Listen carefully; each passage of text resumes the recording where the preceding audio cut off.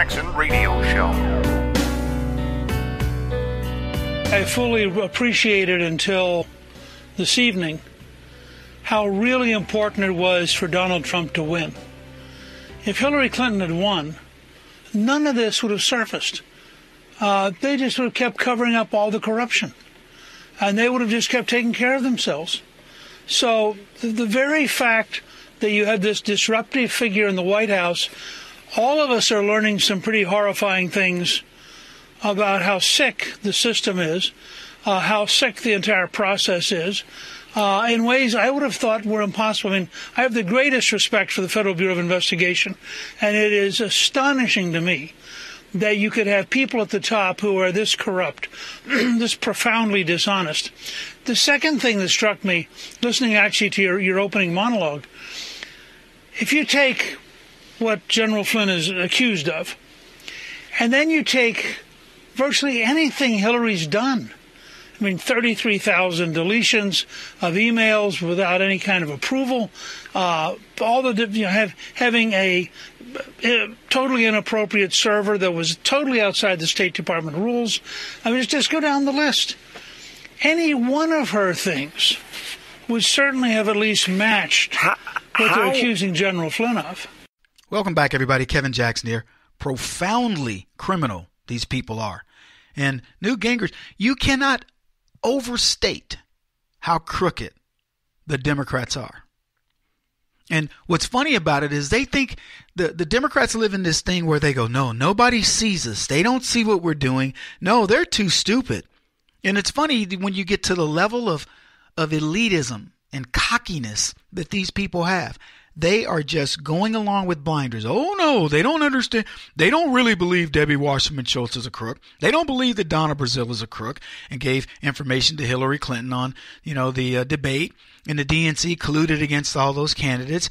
Oh, no, they don't believe that Hillary Clinton's crooked foundation really does all the things that they say. No, they don't believe that Barack Obama did everything within his power to subvert the system by spying on Americans and trying to ruin Donald Trump and so on and so forth. No, we're just moving along our fat little dumb way. Didn't mean to pick on fat people, but I'm just saying, just boop-a-doo, we're bumping along a doot-a-doody-doody.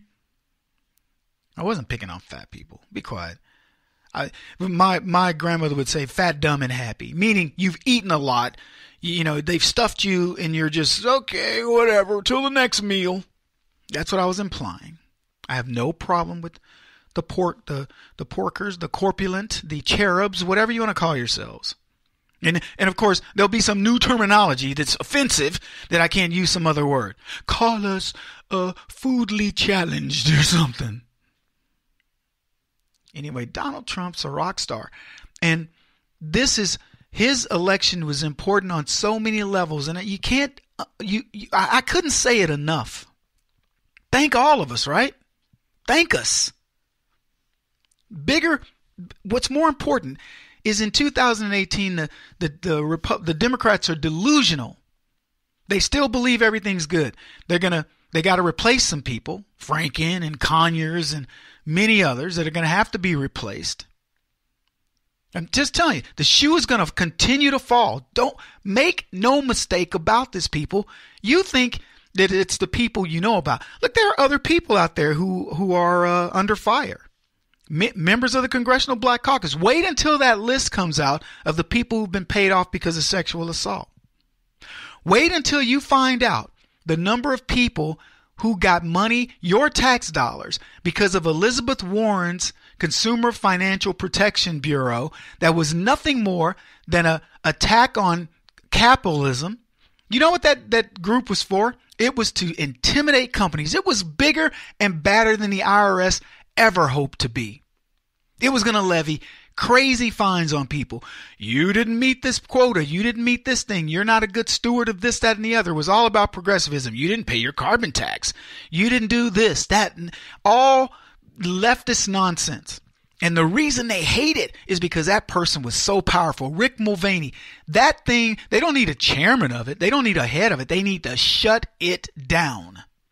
That's what we should be asking for. Shut it down. Should never see the light of day. We have all kinds of consumer protections. I'm telling you, I'm going to make a note of that. We must shut down the CFPB. Period. Donald Trump knows it. That's why he put Rick Mulvaney in head of it. He can move Rick to somewhere else. We need to be, I'm just telling you, this was a group that could do whatever it wanted to you. The president couldn't even do anything about that guy. We need to get Congress to disband that group immediately, or we make their lives so miserable by passing all this amazing pro-capitalist stuff that they go, we got to shut it down. And we go, okay, great, no problem. Let's shut it down. With our stuff in place, of course. But I want to go back to Donald Trump. What a week. It's funny. I look back on the good and the bad weeks and whatever. Oh, Donald Trump, he's under fire from Mueller. They just put a special prosecutor. They just did this. And then the left would come out. He's in bad shape. He's going to be impeached. And, of course, they've done articles of impeachment. Al Green, another sexual harasser. He's out there, I'm just telling you, what a week for Donald Trump. What a week. If you, and I've explained some of it in the broadcast, but when you look at what this guy's been able to accomplish in a year, it's mind-blowing. Now, admittedly, what diminishes it a bit is Trump will come out and say himself, here's what I've done. Here's what I've been able to accomplish. And it rubs everybody the wrong way when you're going to be your own wingman. But the problem is he doesn't have a wingman.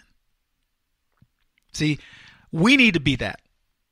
We have to be more, here it is, look at these, and boy, don't dare compare and contrast because, and I talk about this often, but we do need to compare and contrast. We need to stick it in the faces of the left. Donald Trump creates 1 million jobs in a year. Barack Obama loses 4 million in a year.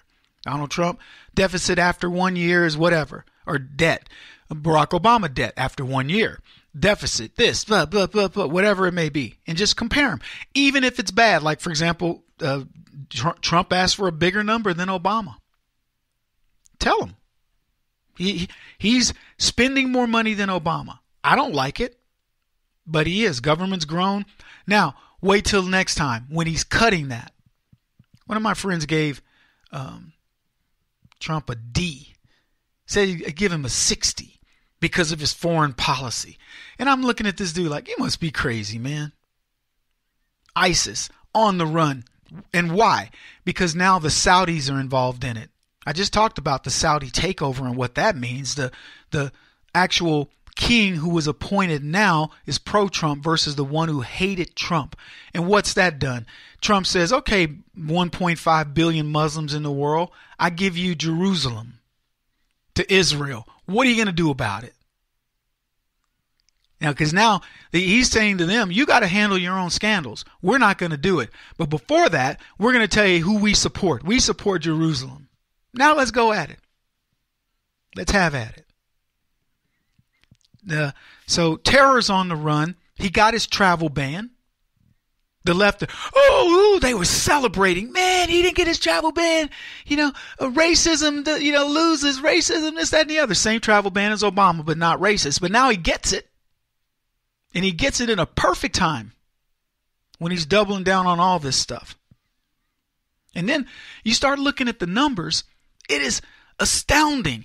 And it isn't just like, okay, let's do a temporary fix on the numbers to make them look good, which is what Obama would do. He ran things like, it's election time, let's go make everything look good. If Donald Trump, in theory, he should stop right now and just let the stock market hang at 24,000, right? And then come 2018 around, August, June, July, August, boom, it starts running. And then it runs up to 26,000 and, a few more jobs. He doesn't care. He's like, man, let her rip. You shouldn't be working to some quarterly thing or some annual thing. You just let the economy do what it do, baby. So what do we have with him doing this? Record unemployment, low unemployment. Let's be clear there. Record low unemployment, record high consumer, index, consumer confidence. Everybody believes in this new economy. That's the difference. Companies, I should say, coming back to America to manufacture to look at solutions, to put in innovation centers in that type of stuff. I could go on. Just great news. Tax reform, when that's done, and I'm just telling you, there's a nail being put in the coffin of the left, and there's only one way to look at this, conservatives, is with exuberance. And let me tell you why. The left told you how stupid Donald Trump was. They told you he was incapable. Orrin Hatch just said he's the best president I've served under. You want to know why? He's decisive. He's bold and decisive. The left don't know how to handle bold and decisive and competent. That's their problem. Kevin Jackson on the Black Sphere Radio Network. Do you owe back taxes to the IRS or state? The secret to avoiding the IRS nightmare is to seek professional representation. My friends at Security Tax Associates provide the most cost-effective and ethical representation in the industry while helping to avoid seizures, levies, and wage garnishments. Security Tax Associates is here to ensure that the appropriate steps are taken to permanently eliminate any possibility of future tax burdens once and for all. For a free, no-obligation consultation, contact Security Tax Associates, 844-779-4177. That's 844-779-4177. 844-779-4177. Or visit them at securitytaxassociates.com.